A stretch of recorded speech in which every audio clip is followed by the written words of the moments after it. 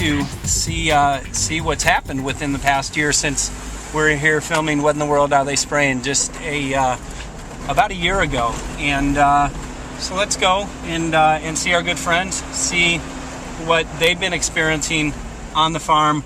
I believe that they've actually tested the rain and found some contamination from chemtrail geoengineering programs.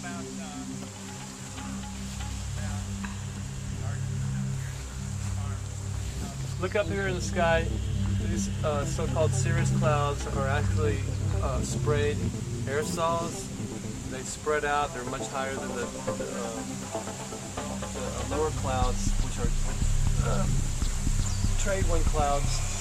Those puffy ones are actually natural normally. Since we were here last year, how much we've had has this increased? We've had a dramatic increase. We've had maybe a week that I haven't seen in total of intensive spraying over Maui. Mm-hmm. Most of it is done offshore. All our foliage is dry. It's crumbly. It's the driest weather we've had in recorded history in the last 2 years. The plants are suffering. The people are suffering, and it's happening so slow and so incremental that people don't notice. You guys did a couple of tests before, yep. not a couple, but many tests. But since we were here last year, what did you find in the rain? We found abundant aluminum, barium, strontium, and manganese. Those are the things that we actually tested for. Mm-hmm. Those items really shouldn't be in the rainwater. We've been invited to some other farmers from around the area here on Maui. As you can see up in the sky, it looks like we have more aerosols again into the sky. But we met Susie and Randy in town, and they said that they were having some challenges with their yields. We want to find out what the story is. So come along, we'll see what's up. Thanks for having us. Hi, you're welcome. On the farm. Nice This is beautiful. Your home is beautiful. God, your land is beautiful as well. Thank you. Can you take us and kind of walk us through the farm and talk a little bit about? I used to be able to just walk out and just put seeds in the ground and they would grow. And I've tried 3 different moons for planting, and nothing started, like nothing. And I did do some in some trays, and I got about 25% yield in the trays. So I do have some plants growing right now, but it's definitely a lot less than like last winter when I started planting for the summer.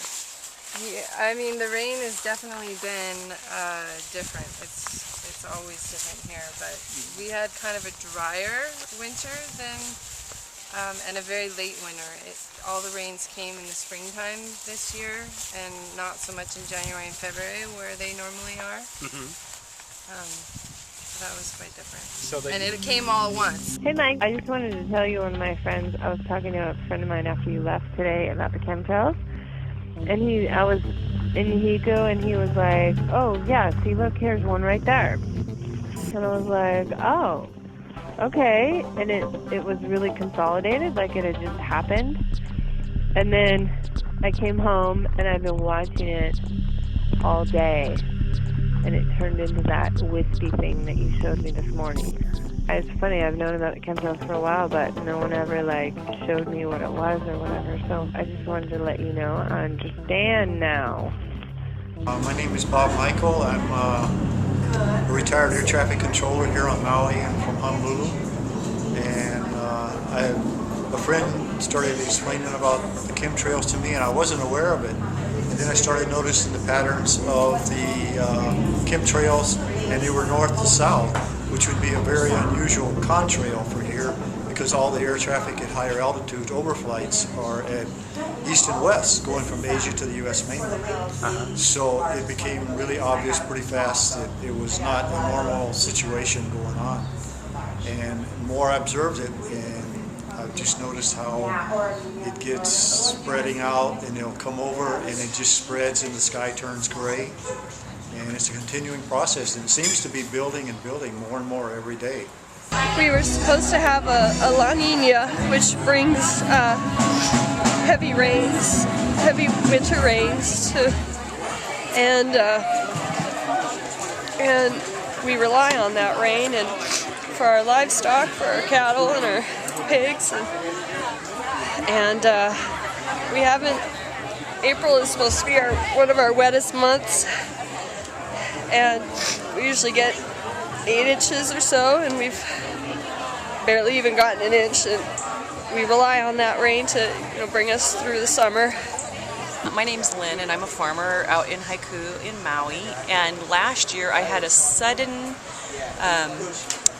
death to all of what we would call our sentinel plants, which is oregano, mint, some indigenous plants, which would be like gotocola, and these are all the plants that we would use, and they survive almost anywhere. And I took my samples in to the county extension service twice. They lost them, and then when they finally did get them to call me back, they said, oh, bugs. I'm like, yes, but bugs come after disease and weakness.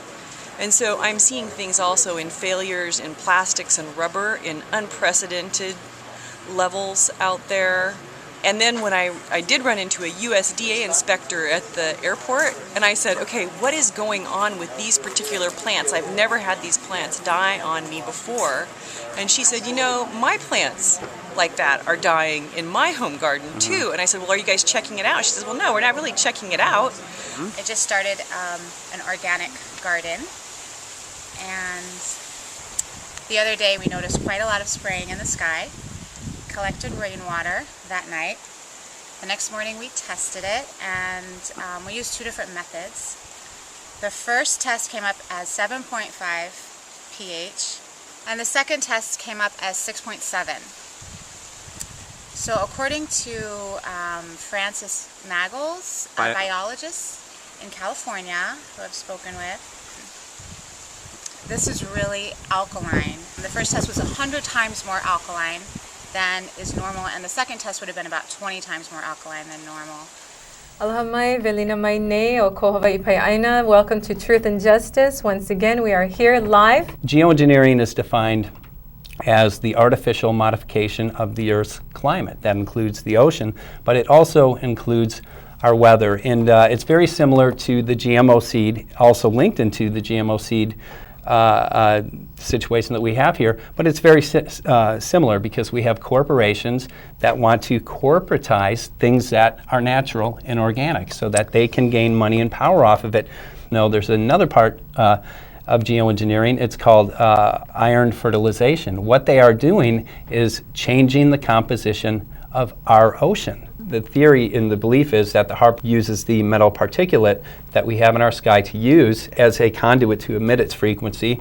What it can do is heat up this metal particulate and literally create high pressure and low pressure systems, and they can steer storms. Barium is a desiccant as well. So typically in Northern California, when the rainstorms come in, it's very common to hear airplanes flying over these clouds. And it's amazing because in the past several years, when the storms typically bring in about 3 inches of rain, now they're getting a quarter inch, a half inch, not much rain. But what we see in the Midwest and on the East Coast is incredible flooding. So what they're doing is sequestering the moisture with these chemicals, and then they're, again, moving jet streams and steering these storms. What it's doing is creating havoc, creating floods.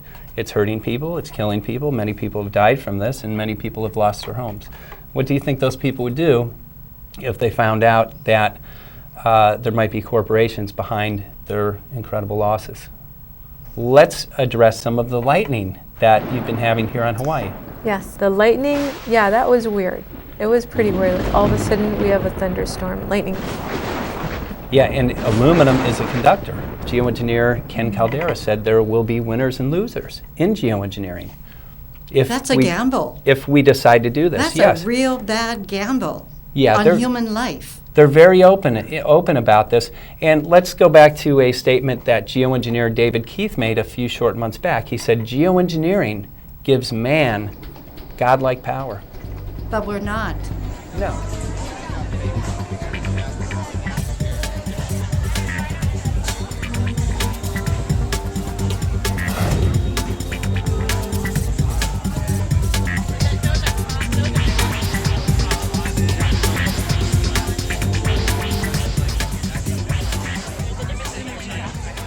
we've seen a great increase in cancers in the past several years.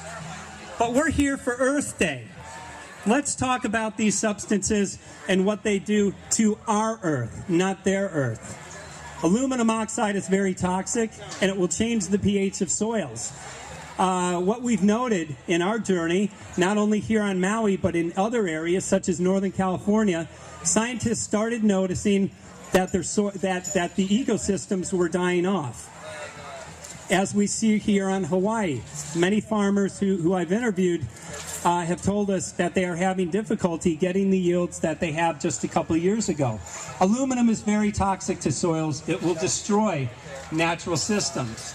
Earth Day produced so much public interest that over 200 people showed up to our Chemtrail Geoengineering Symposium later in the week. There are letters from anonymous military people that say spraying at this altitude, 40,000 feet, cannot possibly affect human health at all. Now that's just wrong. We don't spray above Maui or Hawaii if they want to get involved. We don't spray until we see an EIS, Environmental Impact Statement, which covers health and environment. We're supposed to have this law that says an EIS. You got to do an EIS before you affect us. Okay? Well, have we obeyed the law? So can you pass a moratorium not to do it until there's an EIS? Number one. Number two, that other guy from Tennessee or Texas who said, well, I think a little bit of experimentation is okay. If we get our backs against the wall, we might have to do this. Yeah. Well, now it's my area. When you're having a problem, an outbreak, the papaya is all dying from ring spot virus, an outbreak of dengue. You get to do experimental things if and only if you get written informed consent from everybody involved. It's as simple as that. Other speakers were Dr. Bonnie Marsh, human rights activist Mehalani Ventura, and Bruce Douglas, director of Maui Earth Day. The event birthed the beginning steps towards the Blue Sky Ordinance, which will ban aerosol spraying from geoengineering programs above Maui. And from that has gone into the concept of, well, what can we do here locally? We can pass a county ordinance that says you may not spray things in our sky without our permission. And we've had meetings with county officials who've been listening, health department people who have actually taken a part over the past year and have done range sample testing, over a period of a month's time, 2-month period of time. We did range sample testing that conclusively showed aluminum, barium, and strontium in our rainwater, in our water catchment tanks, and it's exploded. So many people it's common knowledge now, whereas a year ago it wasn't common knowledge. People hadn't heard about it, or thinking it was even happening in Hawaii. But it's really exciting that it's gone from just a few people a year ago to probably thousands of people now who are aware and are ready to take action. This is the end of our Hawaii tour. We're ending it here in beautiful Maui, Hawaii. We've seen profound changes, not only in the amount of aerosols that we see, but also in the awakening. We have many public officials now who are starting to take steps and putting together a county resolution to ban aerosol spraying above the island here. Also, we've seen a tremendous awakening in consciousness of people who want to get active and are addressing this. So again, I encourage everyone, what's happening on Maui can happen in your community. You can get involved at the local level, you can get involved at the city level, you can even get involved at the national level and at the world level. What's important is that each and every one of us get involved and address the issue of geoengineering. Together, we can all make a difference. Thanks. Much love and aloha from Maui, Hawaii.